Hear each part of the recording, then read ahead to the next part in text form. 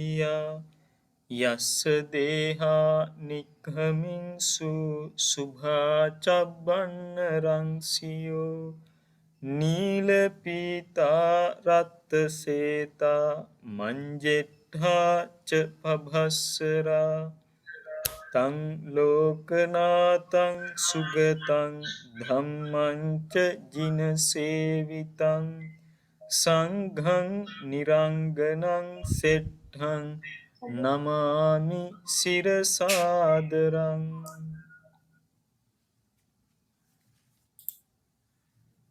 අද දවසෙත් අපි මේ ආරම්භ කරන්නේ ප ဋ ාණ ධර්ම සභාව විසින් සිදු කරගෙන යන ඒ විනය දේශනා මාලාවේ භික්ෂු ප්‍රාතිමෝක්ෂයට අදාළ ඒ සාකච්ඡාවටයි මේ අවධානය යොමු කරන්නට බලාපොරොත්තු වෙන්නේ. අපි මේ වෙන විට ඒ ප්‍රාතිමෝක්ෂයට අදාළ මූලික කාරණා සාකච්ඡා කිරීමෙන් අනතුරුව ශික්ෂාපද සාකච්ඡා කිරීම ආරම්භ කළා.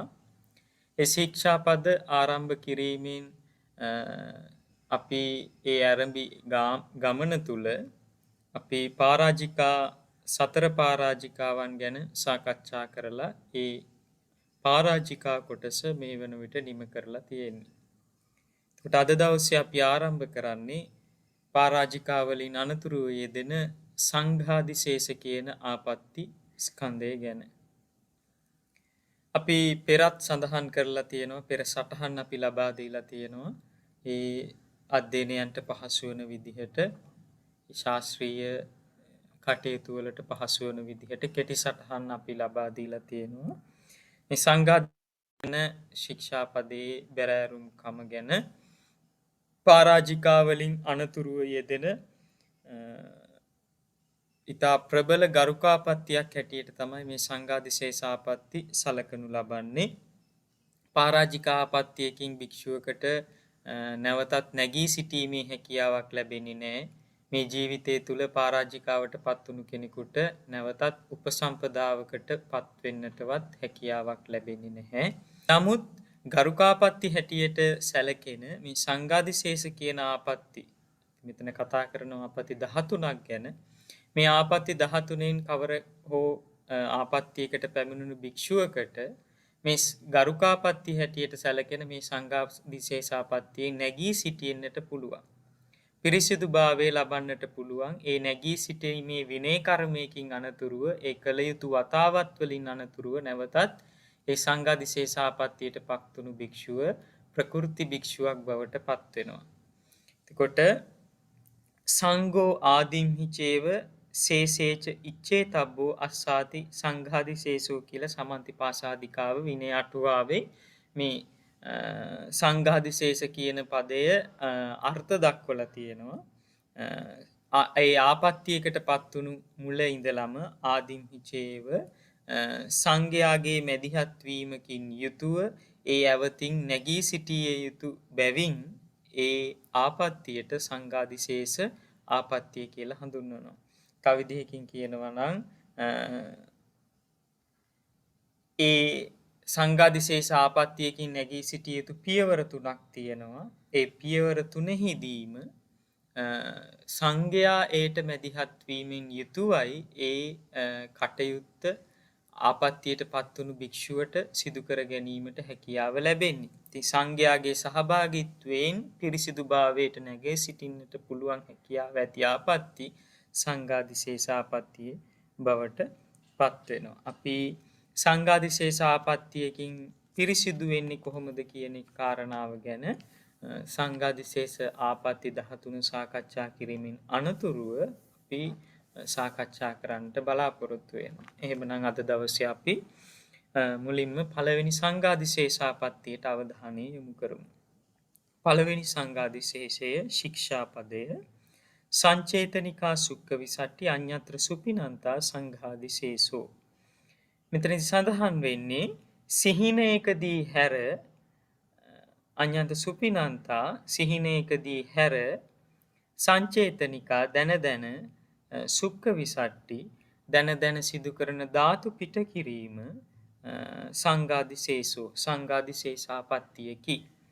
එතකොට ඒක අපි විවරණයට යනකොට සිහිනයකදී සිදුවන ධාතු පිට කිරීමක් හැර ධාතු පිට කිරීමේ ආස්වාදය ඒ හැඟීම ඇතිව දැන දැන ධාතු පිට කිරීමක් සිද්ධ කළොත් එය භික්ෂූත්වයට ගැලපෙන්නේ නැහැ කියන එක බුදුරජාණන් වහන්සේ විනය ශික්ෂාවක් හැටියට පැනෙව්වා.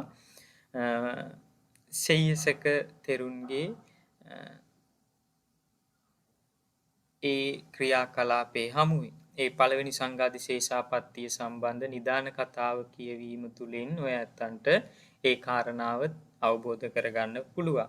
අපි එතකොට ඒ සම්බන්ධයෙන් පද විවරණයක් සිදු කරගනිමු. මෙතනදි විශේෂයෙන් මේ සංචේතනිකා කියනකොට සංචේතනය කියලා කියන්නේ චේතනාවක් ඇතිව. ඒ කියන්නේ ආස්වාද චේතනාවක් ඇතිව.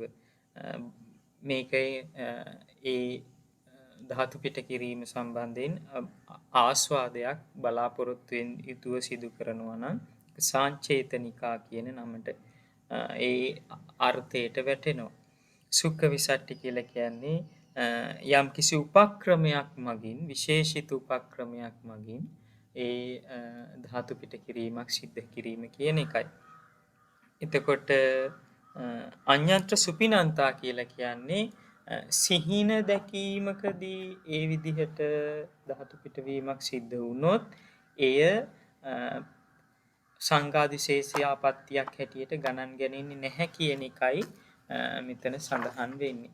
එතකොට සිහිනයකදී තොරව දැන දැන ධාතු පිට කරන්නට අවශ්‍යයි කියන හැඟීමක් ඇතිව යම් කිසි උපක්‍රමයක් මගින් ධාතු පිට කිරීමක් සිද්ධ වුණොත් ඒ භික්ෂුව ගරුකාපත්ති හැටියට සැලකෙන මේ සංඝාදිශේෂාපත්තියකට පත් වෙනවා කියන කාරණාව මේ ශික්ෂාපදයේ අපිට අනුව අපිට පෙන්වලා දීලා තියෙනවා. එතකොට මේ සිහින දැකීම මෙන්න මේ ආකාර හතරකින් සිදු වෙනවා කියලා විනයත්ත මංජුසාව කියන ඒ ග්‍රන්ථය තුල සඳහන් වෙනවා. සිහින දකින ආකාර හතරක් ධාතු කෝබතෝ ඒ කියලා කියන්නේ අර ශරීරේ වාපිත්සෙම් කිපිලා විවිධාකාර සිහින දකින අවස්ථා තියෙනවා. එතකොට අපි සමහර වෙලාවට සිහිනෙන් සත්තු අපේ පිටිපස්සේ පන්නගෙන එනකොට දකිනවා. එහෙම නැත්නම් අපි යම්කිසි බියටපත් වෙන අවස්ථාවක් දකින්න අවස්ථා තියෙන්න පුළුවන් සිහිනෙන්. ඒ කියන්නේ වාපිත්සෙම් කිපීම මගින් සිහින දකීම තමයි ධාතුක්ඛෝබතෝ කියලා කියන්නේ. අනුභූත පුබ්බතෝ කියලා කියන්නේ අපි ඉන්ද්‍රියන් මගින් ගත්ත අරමුණක් පෙර අපි ගත්ත අරමුණක් මනසින් නැවත ප්‍රතිනිර්මාණය වෙලා ඒවා විවිධ ආකාරයට සකස් වෙලා පෙනෙන සිහින තමයි අනුභූත පුබ්බතෝ කියලා කියන්නේ. එතකොට අර ධාතුක්ඛෝබතෝ කියන සිහිනත් සත්‍ය සිහින වෙන්නේ නැහැ. අනුභූත පුබ්බතෝ කලින් ගත්ත නිමිති අරගෙන ඒවා මනසේදී සකස් වෙලා දකින සිහිනත් සත්‍ය සිහින බවට පත් වෙන්නේ නැහැ. දේවතෝප සංහාරතෝ දෙවිවරු හිතවත්කමටත් අහිතවත්කමටත් සමහර වෙලාවට විවිධ අරමුණු ඉදිරිපත් කරනවා කියලා සඳහන් වෙනවා. ඒවා දකින්නේ දෙවියන්ගේ මැදිහත් වීමෙන්. දෙවියෝ හිතවත්කමට පෙන්වන සිහින සත්‍යයි.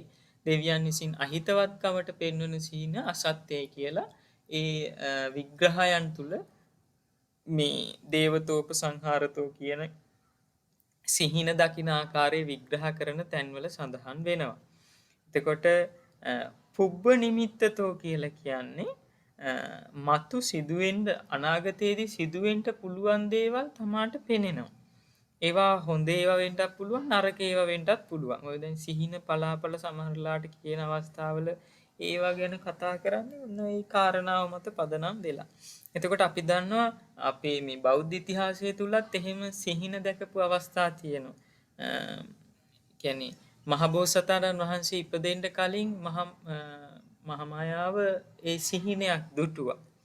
ඊට පස්සේ මහා බෝසතාණන් වහන්සේ බුද්ධත්වයට කලින් සිහින පහක් දැක්කා. ඊට පස්සේ මහා කොසල් රජතුමා අර මහා සුපින ජාතකයේ සඳහන් වෙන විදිහට සිහින දැක්කා අනාගතේ සම්බන්ධයෙන්. එතකොට මේවා සියල්ල සත්‍යයි. එතකොට රහතන් වහන්සේලාට තමයි රහතන් වහන්සේලා හර අනිත් හැමදෙනාම මේ සිහින දකිනවා කියන කාරණාව සිද්ධ වෙනවා. මාර්ගඵලලාභී උතුමන් වහන්සේලාට එහෙම සිහින දැකීමක් කියන කාරණාව සිදු වෙන්නේ නැහැ කියන එකයි ඒකෙන් අදහස් වෙන්නේ. එතකොට යම්කිසි කෙනෙක් මෙන්න මේ විදිහට සිහින දැකීමකින් ධාතු පිටවීමක් සිද්ධ වුණොත් බොහෝ විට නින්දෙදී එය සංඝාදිශේෂාපත්තියකට ගණන් ගන්නේ නැහැ. එහෙම නැතුව දැන මෝචන ආස්වාදයක් විඳින්නට කැමැතිව උපක්‍රම කරලා මේ සඳහා කටයුතු සිදු කරනවා නම් ඒ පළවෙනි සංඝාදිශේෂය භික්ෂුවට ඒ ආපත්තියට පත්වීම සිද්ධ වෙනවා කියන එකයි ඒ පළවෙනි සංඝාදිශේෂාපත්තියෙන් අපිට විවරණය කරගන්න හැකියාව ලැබෙන්නේ. ඒ නිසා 192 193 පිටු නැවතත් කියවන්න ප්‍රාතිමොක්ෂ විවරණය කියන පොතේ ඒ සම්බන්ධව ඔබට තවත් වැඩිදුර කාරණා දැනගන්නට අවශ්‍යතාවය ඇත්නම්. ඊළඟට අපි දෙවෙනි සංඝාදිශේෂාපත්තියට අවධානය යොමු කරනවා. දෙවෙනි සංඝාදිශේෂය ශික්ෂාපදය යෝපන භික්ඛු ඕතින්නෝ විපරිණතේන චිත්තේන මාතුගාමීන සද්ධින් කාය සංසග්ගං සමාපජ්ජය හත්තගාහං වා වේනිගාහං වා අඤ්ඤතරස්සවා අඤ්ඤතරස්සවා අංගස්ස පරාමසනං සංඝාදිශේෂෝ. අපි අර්ථයට අවධානය යොමු කරමු. යෝපන භික්ඛු යම් භික්ෂුවක් යම්කිසි භික්ෂුවක් ඕතින්නෝ විපරිණතේන චිත්තේන විපර්යාස වූ සිතින් පෙරළුණු වූ සිතින්. එතන කියන්නේ රාගයෙන් යුතු සිතකින් කාය සම්භෝගයට එහෙම නැත්නම් කාය සංසර්ගයට කාය සංසර්ගය කියලා කියන්නේ කාය ස්පර්ශ කිරීම කැමැත්ත එහෙම නැත්නම් ඒ සම්බන්ධයෙන් ඇතිවුණු ආශාවකින් යුතුව එහෙම පෙරළුණු සිතකින් යුතුව මාතුගාමීන සද්දින් ස්ත්‍රියක් සමග කාය සංසග්ගං සමාපජ්ජය කයින් කය ස්පර්ශ කරෙයිද කොයි විදිහට හත්තගාහංවා අතින් අත අල්ලා ගැනීම වශයෙන් හෝ වේනිගාහංවා වේනිගාහං කියලා කියන්නේ කෙස්වලු කියන්නේ කෙස් වලින් අල්ලා ඇල්ලීම හෝ අඤ්ඤතරස්සවා අංගස්ස පරාමසනම් අනිකුත් අවයවයක් ස්පර්ශ කිරීම වශයෙන් ස්ත්‍රියක් සමග කයින් කය ස්පර්ශ කෙරේද ඒ තුල සංඝාදිශේෂාපත්තියක් සිද්ධ වෙනවා කියන එකයි මෙතන සඳහන් වෙන්නේ.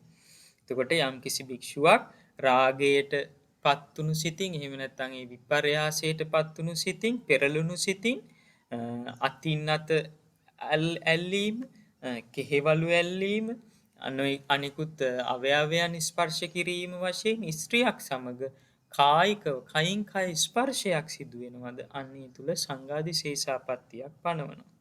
අපි විවරණයට අවධානය යොමු කරමු. එතන සඳහන් වෙනවා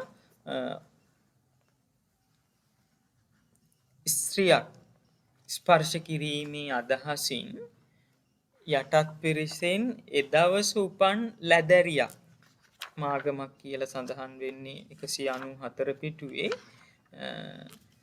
එතන එදවස උපන් ස්ත්‍රියක් කියන එකයි මෙතන අදහස් වෙන්නේ. පුංචි දරුවෙක් කියලා කියන්නත් පුළුවන්. ඒ කෙනාගේ කෙසගකින්වත් අත ගන්නවා නම් ස්පර්ශ කරනවා නම් රාගය සිතින් යුතුව කයින් කය මේ කරන ස්පර්ශය නිසා සංඝාදිශේෂාපත්තිය පනවන්න. ඕතින්නෝ කියලා කියන්නේ කාය සංසර්ගය. එහෙම නැත්නම් රාගය විසින් බටුවේ. කාය සංසර්ග රාගයට බටුවේ කියා හෝ අර්ථ ගත යුතුයි. ඒ කියන්නේ කාය ස්පර්ශ කිරීම කියන එක තමයි ඕතින්න කියන වචනේ තේරුම.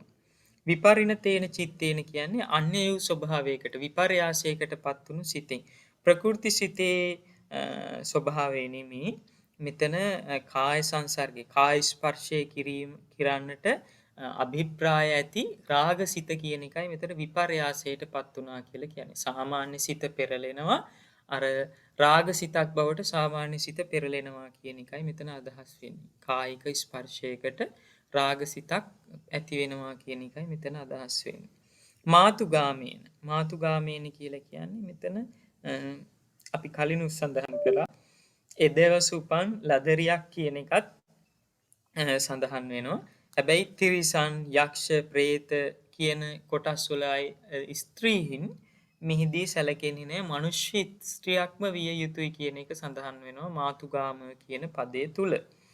කාය සංසග්ගම් කියලා කියන්නේ කයින් කය ස්පර්ශ කිරීම. අතින් අත ඇල්ලීම, එහෙම නැත්නම් කෙහෙවලු ඇල්ලීම, එහෙම නැත්නම් ශරීරයේ අනිකුත් අවයවයක් ස්පර්ශ කිරීම.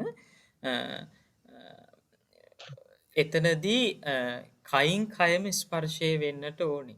එහෙම නැතුව අපි හිතමු ශරීරයේ මොකක් හරි ඇඳුමක් පැළඳගෙන ඉන්නවා නම් ඒ ඇඳුම ස්පර්ශ කිරීම තුලදී එතනදී මෙතන පෙන්නනවා මේ කාය පටිපද්ද දයකින් ස්පර්ශ කරේ නම් තුලසි ආපත්‍යක් වෙන්නේ කියන එක. අපි බලමු කොහොමද ඒ ආපත්‍ය වෙන්නේ. අපි බැරි වෙලාකත් මෙතන පෙන්නනවා තව ගැඹුරට යෑම තුල මේකේ දුක්ඛට ආපත්‍යයකුත් පෙන්වන්න පුළුවන්, තුල්ලච්ඡ ආපත්‍යයක් පෙන්වන්නත් පුළුවන්, සංඝාදිශේෂ ආපත්‍යයක් පෙන්වන්නත් පුළුවන්. අපි බලමු දුක්ඛට ආපත්‍යයක් සිද්ධ වෙන්නේ කොහොමද කියලා. පිරිමියෙක් ඉන්නවා. ඒ පිරිමියා කෙරෙහි රාගසිතින් පිරිමිය කියන හැඟීමෙන් සිරුර ඇල්ලීමෙන් දුක්ඛට ආපත්‍යයක් යන්නේ. ඒ පිරිමියෙකු දෙයන්න සැකයෙන් සිරුර ඇල්ලුවොත් එහෙම එතනත් දුක්ඛට ආපත්‍යයක්. තිරිසනෙකු යන හැඟීමෙන් ඒ සිරුර ඇල්ලීමෙන් එතනත් දුක්ඛට ආපත්‍යයක් වෙනවා. ස්ත්‍රියක් යන හැඟීමෙන් සිරුර ඇල්ලීමෙන් නමුත් පිරිමියෙක් එතන ඉන්නේ. එතන ස්ත්‍රියක් කියන හැඟීමෙන් සිරුර ඇල්ලුවොත් එතන දුක්ඛට ආපත්‍යයක් පනවන රාගසිතකින් සිදු කළොත්. පිරිමියෙක් එතන ඉන්නේ පණ්ඩකයෙකු යන හැඟීමෙන් සිරුර ඇල්ලුවොත් එතනදිත් දුක්ඛට ආපත්‍යයක් වෙනවා. තවත් මේක ගැඹුරටම මේ විනය පෙන්නලා දීලා තියෙනවා. පිරිමියෙක් ඉන්නවා. ඔහු කෙරෙහි රාගසිතින් මේ ස්ත්‍රියක් කියලා හිතලා මේ එයා අපි හිතමු ගහක ඉන්නවා නම් ඒ ගහේ ඉන්නකොට ඒ ගහේ අත්ත හොලවනකොටම ඒ අත්ත සෙලවීමෙන් පවා දුක්ඛටාපත්‍යක් වෙන්න පුළුවන් කියන එක මේ විනය අටුවාවලට එනකොට මේ කාරණාව මෙහිම තවත් ගැඹුරට සඳහන් කරලා තියෙනවා. ඊට පස්සේ තුල්ලච්චි මහත් වූ ගැඹුරු ආපත්‍යක් වෙන්නේ කොහොමද මේ ශික්ෂාපදයේ සම්බන්ධයෙන් ස්ත්‍රියක් ඉන්නවා කාය ස්පර්ශ කරන රාගී භික්ෂුව ස්ත්‍රියක්ද කියලා සැකයයි. එතන ඇත්තට වෙන්නේ ස්ත්‍රියක්. නමුත් ස්ත්‍රියක්ද කියලා සැකයි. රාගසිතක් තියෙනවා. ඒ රාගසිතින් යුතුව ස්ත්‍රියක්ද කියන සැකයෙන් යුතුව ඒ කාන්තාවගේ සිරුර ඇල්ලුවොත් එහෙම එතන තුල්ලච්ඡ ආපත්‍යක් හැටියට තමයි පෙන්වන්නේ. ඊළඟට එතන ස්ත්‍රියක් ඉන්නවා. නමුත් රාගසිතකුත් තියෙනවා. එනමුත් පණ්ඩකයෙකු කියන හැඟීමෙන් යුතුව ඇගේ සිරුර අල්ලනවා, ස්පර්ශ කරනවා. එතනදී තුල්ලච්ඡ ආපත්‍යක් වෙනවා. එතන ස්ත්‍රියක් ඉන්නවා. රාගසිතකුත් තියෙනවා. හැබැයි පුරුෂයෙකුව ස්පර්ශ කරනවා කියන සංඥාවෙන් තමයි ඇයව ස්පර්ශ කරන්නේ. එතනත් තුල්ලච්ඡ ආපත්‍යක් පෙන්නනවා. මේවා මේ ගැඹුරට මම අර පෙන්නන්නේ ටිකක් මේ කාරණාව පැහැදිලි කරන්න ගැඹුරට. ඊළඟට ස්ත්‍රියක් ඉන්නවා. රාගසිතකුත් තියෙනවා. ස්ත්‍රියක් ස්පර්ශ කරන්නට ඕන කියන රාගසිතක් තියෙනවා. හැබැයි ඒ ස්ත්‍රිය ස්පර්ශ කරන්නේ මේ තිරිසනෙකු කියන සංඥාවෙන් තමයි ස්ත්‍රිය ස්පර්ශ කිරීම කරන්නේ. අන්න එතනදී තුල්ලච්ඡ ආපත්‍යක් මහත් වූ වරදක් හැටියට පෙන්නනවා. එතකොට මෙතන දුක්ඛට ආපත්‍යක් වෙන්නත් පුළුවන් මේ ශික්ෂාපදයේ යටතේ. තුල්ලච්ඡ ආපත්‍යක් වෙන්නත් පුළුවන්. ඊළඟට තමයි සංඝාදිශේෂය සිද්ධ වෙන්නේ. ස්ත්‍රියක් ඉන්නවා. ස්ත්‍රියක් යන හැඟීම තියෙනවා. කායික ස්පර්ශ කරනවා. රාගසිතක් තියෙනවා. ඒ රාගසිතින් කාය ස්පර්ශ කරන රාගසිතින් යුතුව ඇගේ සිරුර ස්පර්ශ කිරීමෙන් සංඝාදිශේෂ ආපත්‍යයට පත් වෙනවා. ඊළඟට හත්ත ගාහන් කියලා කියන්නේ අතින් අත ගැනීම, අතින් අත ස්පර්ශ කිරීම, හස්ත ස්පර්ශය. අතින් අත ගන්නත් පුළුවන්, එහෙම නැත්නම් අතින් ස්පර්ශ කරන්නත් පුළුවන්. වේනි ගාහන් කියලා කියන්නේ කොණ්ඩය ස්පර්ශ කරනවා. කියන්නේ කෙහෙවලු අල්ල ගන්නවා කියලා කියන්නේ කෙස් වලින් අල්ලනවා කියලා ස්පර්ශ කරනවා කියන එකයි මෙතන අදහස් වෙන්නේ. එහෙනම් මේ විදිහට යම්කිසි භික්ෂුවක් ස්ත්‍රියක් කියන හැඟීමෙන් රාගයට වැටිච්ච සිතකින් යුතුව ස්ත්‍රියක් කියලා දැනගෙනත් ඒ ස්ත්‍රියගේ කෙස් හෝ අත් හෝ යම්කිසි ශරීර අවයවයක් ස්පර්ශ කරනවා නම් රාගයට බැටපු සිතකින් අන්න එතනදී සංඝාදි ශේෂාපත්තියක් සිදු වෙනවා කියන එක පනවලා තියෙනවා. 194 පිටුව, 195 පිටුව, 196 පිටුව කියන මේ පිටු තුන කියවීම මම හිතන්නේ තවදුරටත් හොඳයි වඩාත් පැහැදිලි කර ගැනීම සඳහා. අපි දැන් තුන්වෙනි සංඝාදි ශේෂාපත්තියට අවධානය යොමු කරමු. තුන්වෙනි සංඝාදි ශේෂාපත්තිය ශික්ෂාපදයේ යෝපන බික්ඛෝ තින්නෝ විපරිණතේන චිත්තේන මාතුගාමං දුට්ටුල්ලාහි වාචාහි ඕභාසෙය්‍ය යථා තං යුවා යුවතින් මේතුනූප සංහිතං සංඝාදි ශේෂෝ. එහි අර්ථයට අපි අවධානය යොමු කරමු. යෝපන බික්ඛු යම්කිසි භික්ෂුවක් ඕතින්නෝ විපරිණතේන චිත්තේන අර පෙර පරිදිමයි රාගී අදහස් ඇත්තේ විපර්යාස වූ සිතින් යුතුව පෙරලී ගිය සිතින් යුතුව මාතුගාමං දුට්ටුල්ලාහි වාචාහියෝ භාසයේ යථාතං යුවා යුවතින් පෙරලී ගිය සිතින් යුතු තරුණයෙකු යුවා යුවතින් තරුණයෙකු තරුණියකට මේ මෛතුන්‍ය සම්බන්ධයෙන් සිදු කරන කතාවක් ආකාරයට යම්කිසි භික්ෂුවක් ස්ත්‍රියකට මෙන්න මේ විදිහට අසභ්‍ය වචන අසභ්‍ය කතා බහක යෙදෙනවා නම් අර තරුණයෙක් තරුණියකට කරන ඒ කාම සම්භෝගයේ සම්බන්ධයෙන් සිදු කරන කතා සල්ලාපයක් හැටියට භික්ෂුවක් ස්ත්‍රියක් සම්බන්ධයෙන් මෙවැනි කතා බහක් සිදු කරනවා නම් ඒ තුල සංඝාදි ශේෂාපත්තියක් පැනවෙනවා කියන එක බුදුරජාණන් වහන්සේ පෙන්නනවා. යම්කිසි භික්ෂුවක් රාගී අදහස් ඇත්තේ විපර්යාස වූ සිතින් තරුණයෙකු තරුණියකට මෛතුන්යන් සම්නිශ්චිතව කරන කතාවක් මෙන් යම් ස්ත්‍රියකට අසභ්‍ය වචනයෙන් කතා කෙරේ නම් ඒ තුල සංඝාදි ශේෂාපත්තියක් සිදු වෙනවා කියන එක බුදුරජාණන් වහන්සේ පෙන්නනවා. එතකොට මේ සම්බන්ධයෙන් අපි විවරණයට අවධානය යොමු කරමු. මාතුගාමං කියලා කියන්නේ ස්ත්‍රියක් කියන එක කලින් සඳහන් වුණා. දෙවෙනි සංඝාදි ශේෂයේදී මාතුගාමීන කියනකොට එදවස උපන් මාගමත් ගැනුණා. නමුත් තුන්වෙනි සංඝාදි ශේෂයට එනකොට මෙතන දුට්ටුල්ල වාචා ශික්ෂාපදේ සම්බන්ධයෙන් ගන්නකොට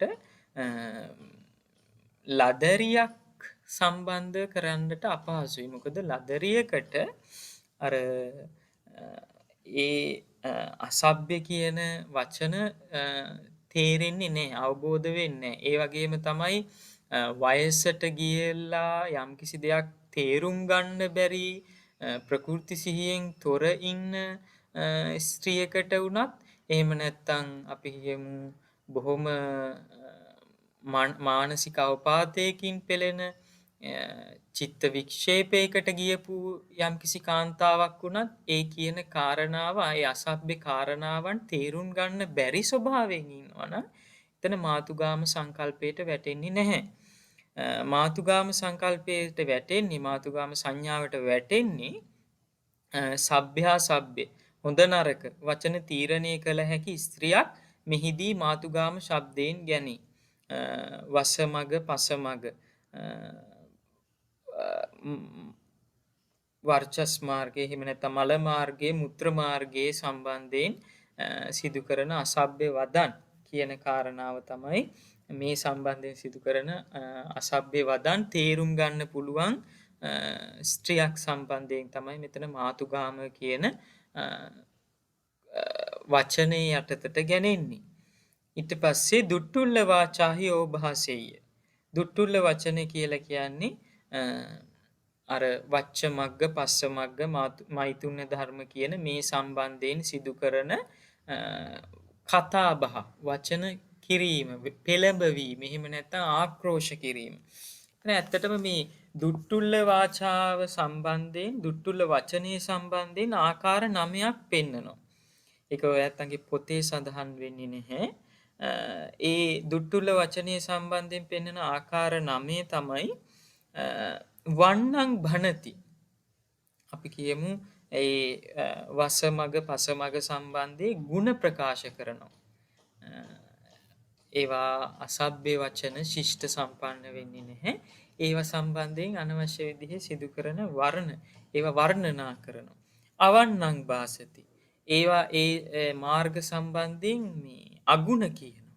ಗುಣ කතාත් කියනවා අගුණ කතාත් කියනවා. ඒක තමයි වන්නං භණති කියලා කියන්නේ ಗುಣ කියනවා. අවන්නං භණති කියලා කියන්නේ අගුණ කියනවා. ඊපස්සේ යාචති ඉල්ලීමක් කරනවා මේ මෛත්‍රුන්‍ය ධර්මයට සලකන්න කියන ඉල්ලීම කරනවා. ඒකත් දුට්ටුල්ල වචනයට අයිති වෙනවා. ඊට පස්සේ ආයාචති ආයාචනාවක් සිදු කරනවා. ඉල්ලීමක් කරනවා බොහොම ආයාචනාවක් සිදු කරනවා. ඒක තමයි ආයාචති. හතරවෙනි එක ආයාචති. පළවෙනි එක වන්නං භනති ಗುಣ කියනවා. අවන්නං භනති දෙවෙනි එක අගුණ කියනවා. යාචති ඉල්ලීමක් කර ආයාචති ආයාචනාවක් සිදු කරනවා. ඊළඟට පුච්චති ඒවා සම්බන්ධයෙන් ප්‍රශ්න කරනවා.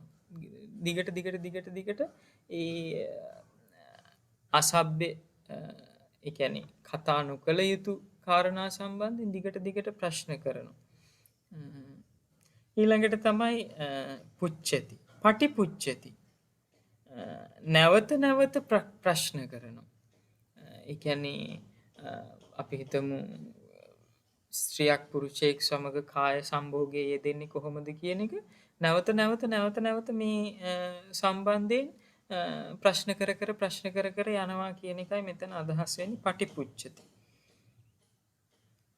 ඊළඟට ආචික්කති ඔබ මේ විදිහට කටයුතු කරන්න කියන එක තමයි එතන ආචික්කති කියලා කියන්නේ. ඒ කියන්නේ ස්ත්‍රිය විමසූ විට සැමියාට මේ විදිහට කටයුතු කරන්න. එවිට සැමියා සතුටු වීම සිද්ධ වෙනවා කියලා ඒ විදිහේ කතා බහක් සිදු කරනවා. ඒක ආචික්කති. ඊට පස්සේ අනුශාසති. අනුශාසති කියලා කියන්නේ මේ විදිහට ඔබ කටයුතු කරන්න. මේ ආකාරයට කටයුතු කරන්න කියලා සමහර වෙලාවට මේ රාගයේ සම්බන්ධයෙන් මේ මෛතුන්‍ය කාරණාව සම්බන්ධයෙන් අනුශාසනාව සිද්ධ කරනවා. ඒක අනුශාසති. ඊළඟට අක්කෝසති. අක්කෝසති කියලා කියන්නේ කවුරු හරි කෙනෙකුගේ තියෙන දුර්වලකම. මේ කාය සම්භෝගයේ යෙදීම සම්බන්ධයෙන් ඒ කෙනෙකුට තියෙන දුර්වලකමක් සම්බන්ධයෙන් ස්ත්‍රියක් එක්ක කතා කරනවා. ඔබ මෙහෙම කෙනෙක් පරිභව කරනවා. ඒ දුර්වලකම හේතු කොටගෙන ඇයට පරිභව කරනවා.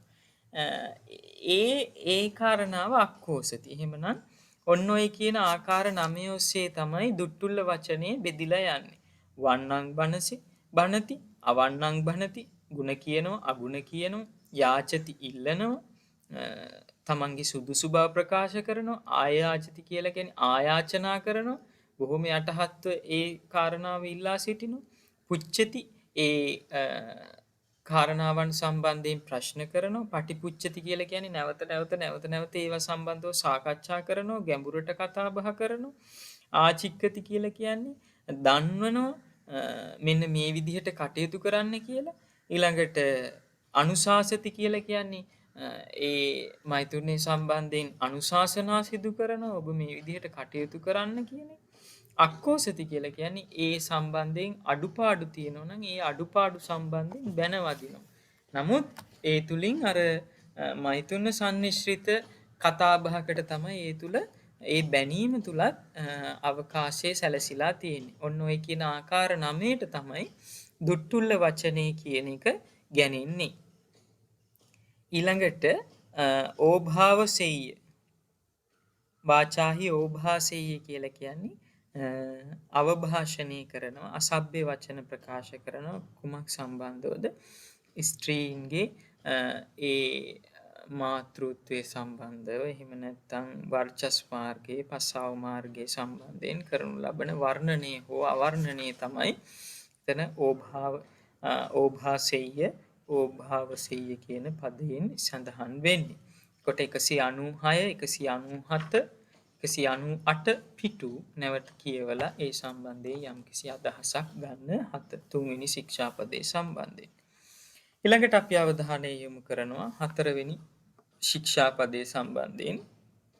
සිව්වැනි සංඝාදිශේෂය ශික්ෂාපදය යෝපන භික්ඛෝතිනෝ විපරිණතේන චිත්තේන මාතුගාමස්ස සන්තිකේ අත්තකාම පාරිචර්යාය වන්නං භාසෙය්‍ය ඒත දග්ගං භගිනි පාරිචර්යානං යාමාදිසං සීලවන්තං කල්යාණ ධම්මං බ්‍රහ්මචාරින් ඒතේන ධම්මේන පරිචරෙය්‍යාති මේතුනූපසංහිතේන සංඝාදිශේෂෝ.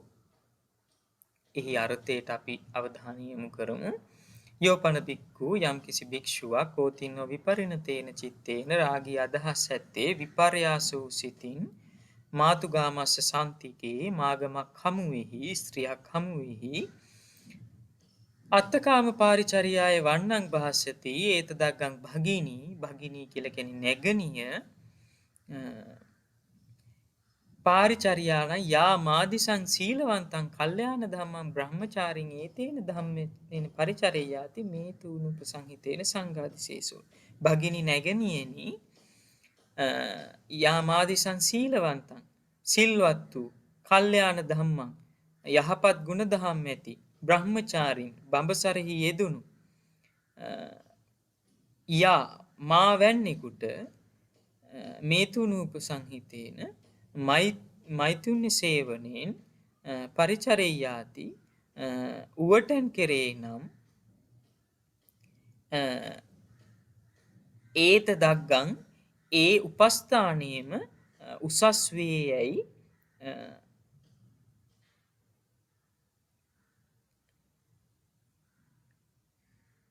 ඒ උපස්ථානයේම උසස් වේ යැයි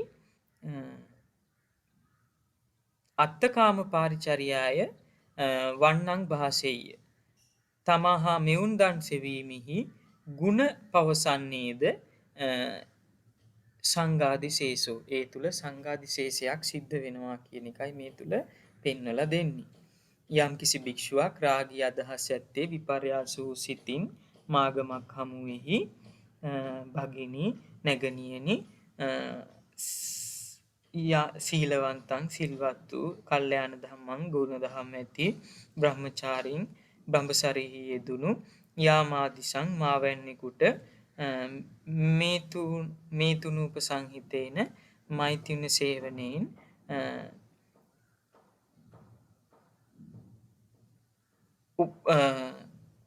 පරිචරෙය්‍යාති උපස්ථාන කෙරේ නම් උවටන් කෙරේ නම් ඒත දග්ගං එයම ඉතත් උසස් උපස්ථානීය වේ යැයි අත්තකාම පාරිචර්යාය තමා හා මෙවුන් දන් සෙවීමෙහි වන්නං භාසෙය්‍ය ගුණ ප්‍රකාශ කරන්නේද සංඝ විශේෂ වේ. හරි.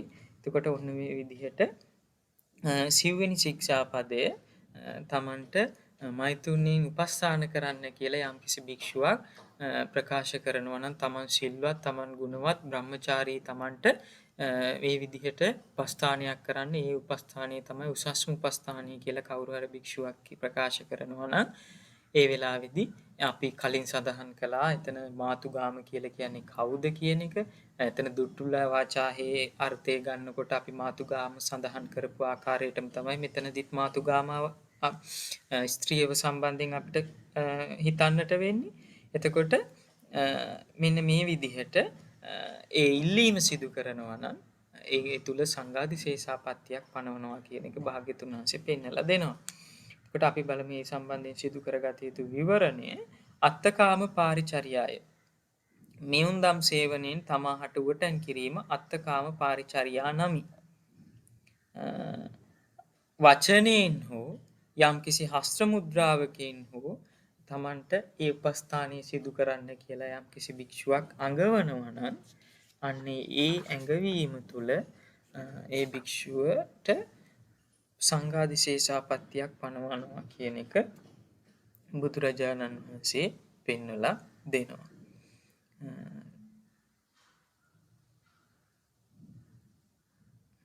එමනම් 198 199 පිටු අධ්‍යයනය කිරීම තුළින් ඒ සම්බන්ධව තවත් ඔබ දුරට පැහැදිලි කර ගැනීම සිදු කරගන්න පුළුවන්. ඒ ශික්ෂාව සම්බන්ධයෙන් වැඩිදුරත් කාරණා සඳහන් කරනවා නම් ඒ ශික්ෂා පදේ සම්බන්ධයෙන් සම්පූර්ණ විය යුතු අංග මේ විදිහට දක්වන්න පුළුවන්.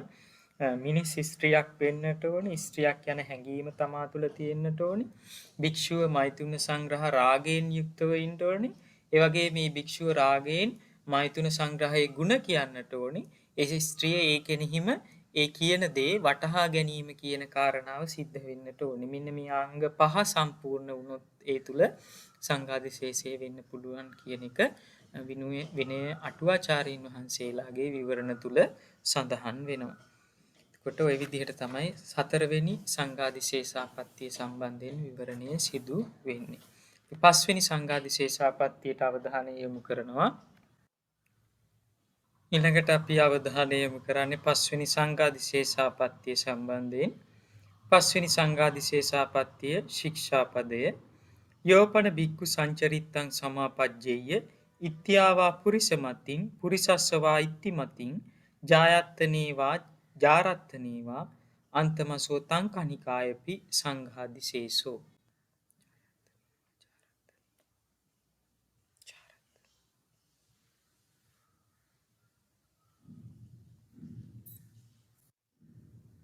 අර්ථය විමසීම කරමු. යෝපන බික්කු යම් කිසි භික්ෂුවක් ඉත්‍යාවා පුරිසම ජායත්තනේවා ජාරත්තනේවා ස්ථීර අමුසැමි භවකින් හෝ සොර සැමි භවකින්. ජායත්තනී කියලා කියන්නේ ස්ථීර අමුසැමි භවකින්, ජාරත්තනී කියලා කියන්නේ සොර සැමි භවකින්. ඉත්‍යාවා පුරිසමතින් පුරිසස්සවා ඉත්තිමතින්. පුරිසස්සවා ඉත්තිමතින් පුරුෂයාගේ කැමැත්ත ස්ත්‍රියටද, ඉත්‍යාවා පුරිසමතින් ස්ත්‍රියකගේ කැමැත්ත පුරුෂයාටද. අන්තමසෝ තං කනිකායපි යටත් පිරිසෙන් එකෙනෙහිම කාය සම්භෝගය කරනු කැමැති ස්ත්‍රියගේ හෝ පුරුෂයාගේ අදහස් ඔවුනොවුන් වෙතට සංචරිත්තං සමාපජ්ජෙය්‍ය ඔවුන් වෙතට අදහස් ගෙන යයිද ඒ තුල සංඝාදිශේෂෝ සංඝාදිශේෂාපත්තියක් සිදු වෙනවා කියන එකයි මේ තුල පෙන්වලා දෙන්නේ. එමනම් යම් කිසි භික්ෂුවක් ස්ත්‍රීර අමුසැමි භවකින් හෝ සොර සැමි භවකින් පුරුෂයාගේ කැමැත්ත ස්ත්‍රියටද, ස්ත්‍රියගේ කැමැත්ත පුරුෂයාටද යටත් පිරිසෙන් එකෙනෙහි අභිරමණය කරනු කැමැති ස්ත්‍රී පුරුෂයන්ගේ අදහස් ඔවුනොවුන් වෙතටද ගෙන යයිද සංඝවිශේෂ වේ. අදහස් එකිනෙකාට අරගෙන යෑම කියන එකයි මේ තුල සඳහන් වෙන්නේ. අපි බලමු මේ විවරණේ කොහොමද සිද්ධ වෙන්නේ කියලා. සංචරිත්තං. සංචරිත්තං කියලා කියන්නේ ආවහ විවාහ වනු කැමති ස්ත්‍රී පුරුෂයන්ගේ ලියුම් පණිවිඩ සංදේශ ඔවුන් වෙත ගෙන යෑමයි. ඒ කියන්නේ යම්කිසි භික්ෂුවක් දූත මෙහෙවරෙහි යෙදෙන්න සුදුසු නැහැ කියන එකයි මෙතන සඳහන් වෙන්නේ. ආවහ විවාහ සිදු කරන්න දූත මෙහෙවරෙහි යෙදීම භික්ෂුවකට ගැලපෙන්නේ නැහැ කියන එකයි මෙතන සඳහන් වෙන්නේ. අපි හිතමු යම්කිසි පුරුෂයෙකු හෝ ඔහුගේ මාපියන් විසින් අසුවල් ස්ත්‍රියට මේ ගෙන ගොස් බාර දෙන්නයි කියා කිසියම් පණිවිඩයක් හෝ ලිපියක් හෝ බාර දුන් විට ඒ ගෙන ගොස් ඒ ස්ත්‍රිය වෙත පැවරීමත් එසේම ඒ ස්ත්‍රියගෙන් ලැබෙන ලිපි පණිවිඩ ආදී පුරුෂයාට ගෙන ගොස් පැවරීමත් මෙම සංඝාදිශේෂයට හේතු වෙයි.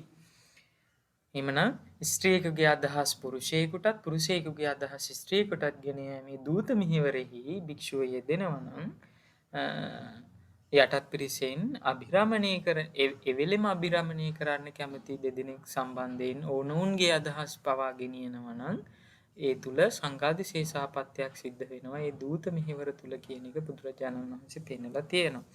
එහෙමනම් මෙතන ස්ත්‍රිය කියන කාරණාව වැඩි දුරටත් සඳහන් කරලා තියෙනවා. ස්ත්‍රීන් 10කුත් භාර්යාවන් 10 දෙනෙකුත් වශයෙන්. බලමු කොහොමද ඒ ස්ත්‍රීන් 10 හා භාර්යාවන් 10 දෙනා විස්තර වෙන්නේ කියලා. ස්ත්‍රීන් 10 දෙනෙක් සඳහන් වෙනවා. මාතු රක්කිතා මව විසින් රකින. පිතු රක්කිතා පියා විසින් රකින. මාතු පිතු රක්කිතා මව පියා දෙදෙනා විසින්ම රකින. භාතු රක්කිතා සහෝදරයා විසින් රකින. භගිනි රක්කිතා සහෝදරිය විසින් රකින. ඥාති රක්කිතා ඥාතීන් විසින් රකින. ගොත්ත රක්කිතා ගෝත්‍රයේ සියලු දෙනාම විසින් රකින ස්ත්‍රිය. ධම්ම රක්කිතා සමාන ධර්මයක් අදහන අය විසින් රකින ස්ත්‍රිය තමයි ධම්ම රක්කිතා කියලා කියන්නේ. සාරක්කහ කියලා කියන්නේ අම්මගේ මව් කුසේදීම මෑ අනාගතයේ මගේ භාර්යාව මගේ ස්ත්‍රිය වෙනවා කියන වෙන්කොට තියෙනවා නම් ඇය සාරක්කා කියලා හඳුන්වනවා. ඒ ස්ත්‍රියට සාරක්කා කියන නාමයේ යෙදෙනවා. සපරිදණ්ඩා කියලා කියන්නේ අසුවල් ස්ත්‍රිය වෙතට කාය සම්භෝගය සඳහා යන කෙනාට මෙපමණ දඩයක් නියම කරනවා කියලා දණ්ඩනය දඩයක් ගහලා තියෙනවා නම් අන්න ඒ ස්ත්‍රිය සපරිදණ්ඩා කියන යටතට ගැනෙනවා.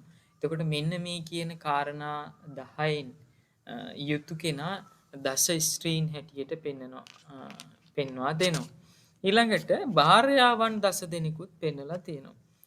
ධනක්කීතා කියලා කියන්නේ ධනය දීලා භාර්යාව ලෙස තබා ගන්න අදහසින් මිලට ගත්ත බිරිඳ තමයි ධනක්කීතා. සල්ලි දීලා බිරිඳ හැටියට තියාගෙන ඉන්නවා. ඡන්දවාසිනී ස්ත්‍රියක් පුරුෂයෙකු සමග යාමට කැමතිය. පුරුෂයා ඇගේ කැමැත්ත පිළිගෙන ඇය බිරිඳ කරගනී නම් එම බිරිඳ තමයි ඡන්දවාසිනී. පුරුෂයෙක් සමග යන්න කැමති ස්ත්‍රියක් ඉන්නවා. ඇයව අරගෙන ගිහිල්ලා Tamanගේ බිරිඳ බවට පත් කරගත්තොත් යම්කිසි පුරුෂයෙක් එයා ඡන්දවාසිනී භාර්යාව බවට පත් වෙනවා. භෝගවාසිනී වංගෙඩි මෝලාදී ගෘහෝපකරණ ලැබ බිරිඳක් බවට පත්වන ස්ත්‍රිය.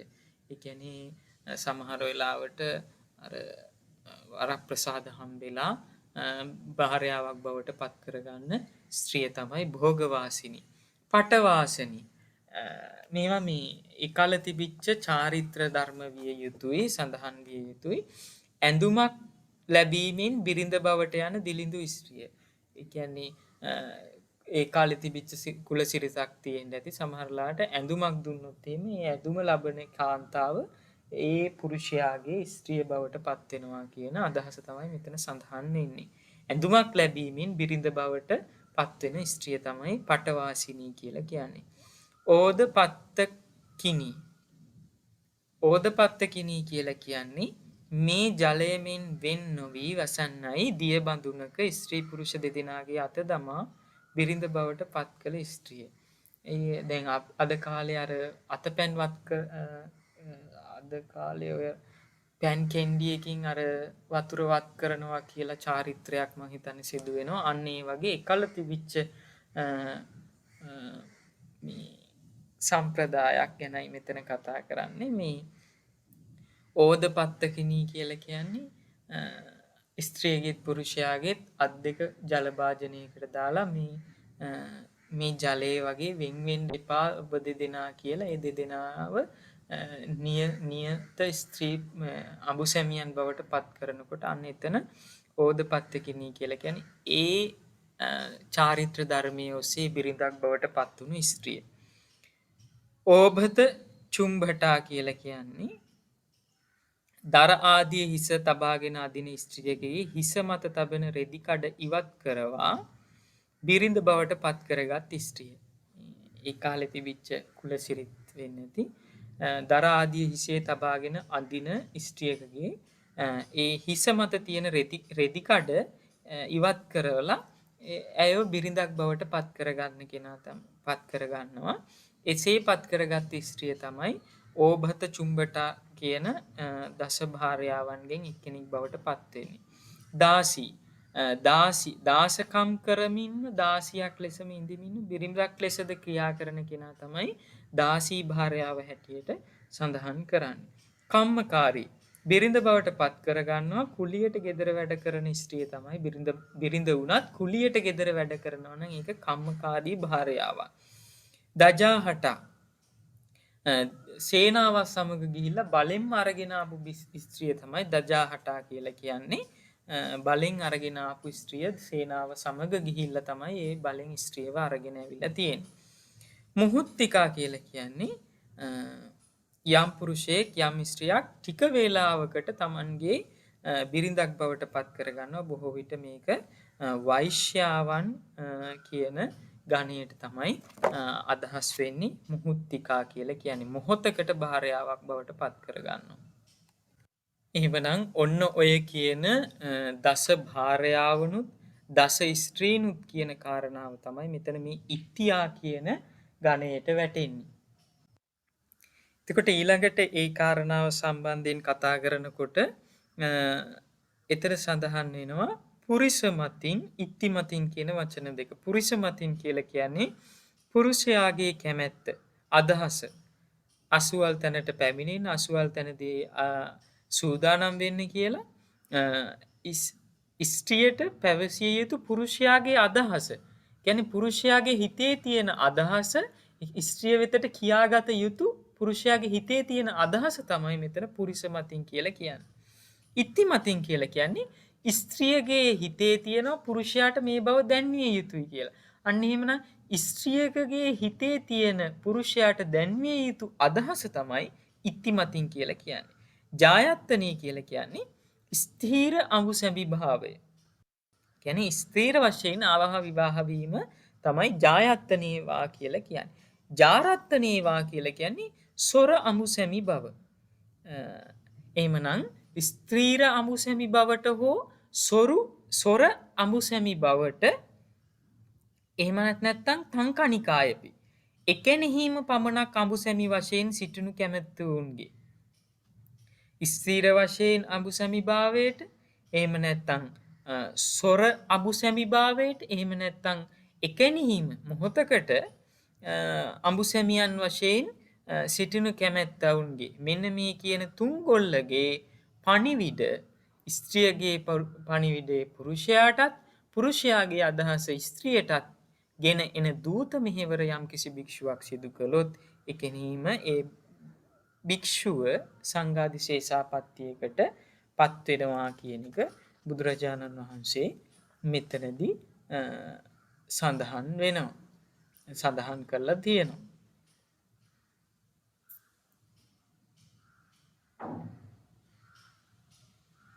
එතකොට එහිගේ අංග සඳහන් කළොත් තවදුරටත් ඒ ශික්ෂාපදේ සම්බන්ධයෙන් මනුෂ්‍යයන් වෙන්නට ඕනේ. අර කියපු ස්ත්‍රියක් වෙන්නට ඕනේ. ඊළඟට යෝජනාව පිළිගන්න ඕනේ. ඊළඟට ඒ සම්බන්ධයෙන් විමසීම කරන්න ඕනේ. ඊට පස්සේ ආපහු ඒ සම්බන්ධයෙන් ගිහිල්ලා ප්‍රකාශ කරන්නට ඕනේ. ඔන්න ඔය කියන කාරණා සම්පූර්ණ වීම තුළ මේ ආපත්‍ය සිදු වෙනවා කියන එක විනය සම්බන්ධයෙන් සිදු කරපු පරිේෂණ සම්බන්ධයෙන් ඔය ආචාර්යයින් සඳහන් කිරීම සිදු කරලා තියෙනවා. අන්න ඔය කියන අංග සම්පූර්ණ විය යුතුයි කියන කාරණාවත් සිහිපත් කරලා තියෙනවා. එමනම් පස්වෙනි සංඝාදිශේෂාපත්තිය සම්බන්ධයෙන් 200, 201, 202 කියන පිටු කියවා ගැනීම වඩාත් සුදුසුයි කියන එක මම මෙලාවේදී සිහිපත් කරන්නට කැමතියි. එහෙනම් අද අපි සංඝාදිශේෂාපත්ති 5ක් ගැන සාකච්ඡා කරන්නට යෙදුණා. මම හිතනවා අදට කළ යුතු සාකච්ඡාව දැන් ප්‍රමාණවත් කියලා. ඒ සංඝාදිශේෂාපත්තියට අදාළ ඒ නිදාන කතාව ආදිය ඔබට පරාජිකා පාළිය ඒ විනය ග්‍රන්ථය අධ්‍යයනය කිරීම තුළදී අපේ ගුරුතුමා යටතේ ඒ කාරණා තවදුරටත් ඉගෙන ගන්නට පුළුවන්. ඒ වගේම ඔබ මේ ප්‍රාතිමෝක්ෂ විවරණය කියන පොත සඳහන්නේ නිදාන කතාවත් සාකච්ඡා කිරීම වටිනවා. මොනවම හරි මේ සම්බන්ධයෙන් ගැටලු තියෙනවා නම් පසුව ඔබේ අර WhatsApp group එකමුතුවට ඒ ප්‍රශ්න යොමු කරන්න ඒ ලසිල් මහතා හරහා අපට පසුව ලබා දීම සිදු කරයි. එවිට අප ඒ සම්බන්ධයෙන් ගැටළු වලට පිළිතුරු ලබා දීම සිදු කරන්නම් එම පණිවිඩ හුවමාරුව හරහා. එසේනම් අද අපි මේ වෙලාව තුළ මේ විනය සාකච්ඡාව තුළ රැස් කරගන්නට යෙදුණු පින් අනුමෝදන් කිරීම මේ වෙලාවේ සිදු කරමු. මේ ප ဋ ාහන ධර්ම සභාව ආරම්භ කොට වදාළ අතිපූජනීය යාගොඩ ධම්මප්‍රභ ඒ ගෞරවනීය නායක මාහිමිපාණන් වහන්සේ, ඒ වගේම මාගේ අපවත් වී වැඩ වදාළ ආචාර්ය උපාධ්‍යයන් වහන්සේලා ඇතුළු අප හැම දෙනාගේම සිහි කටයුතු සාංසාරික සියලු ඥාතීහු මේ පින් ලැබ පරලොවින් සුවපත් වෙත්වා කියන පිතුමින් අපි පින් අනුමෝදන් කරමු. සාදු සාදු සාදු. ඒ වගේම ගෞතම සම්බුද්ධ ශාසනය ආරක්ෂා කරන දෙව් බඹුන් මේ පින් අනුමෝදන් වෙත්වා. මේ පින් අනුමෝදන් වන දෙවියන්ගේ බ්‍රහ්මයන්ගේ රැකවරණ ආශිර්වාද වර්තමාන මේ ප ဋ ාහන ධර්ම සභාවේ අනුශාසකත්වයේ දරන කොරතොට වෙස්සබු නායක මාහිමිපාණන් වහන්සේ, ඒ වගේම මාගේ ආචාර්ය උපාධ්‍යයන් වහන්සේලා ඇතුළු මව් දෙමාපියන්, පොදුවේ මේ සාකච්ඡාවට සම්බන්ධ වෙන ඔබ හැමත්, මේ රටස් මේ සම්බුද්ධ ශාසනයත් දෙවියෝ යෙහින් රකිත්වා කියන පැතුමින් අපි දෙවියන්ටත් පින් අනුමෝදන් කරමු. සාදු සාදු සාදු. එහෙමනම් සියලු දෙනාටම තෙරුවන් සරණයි.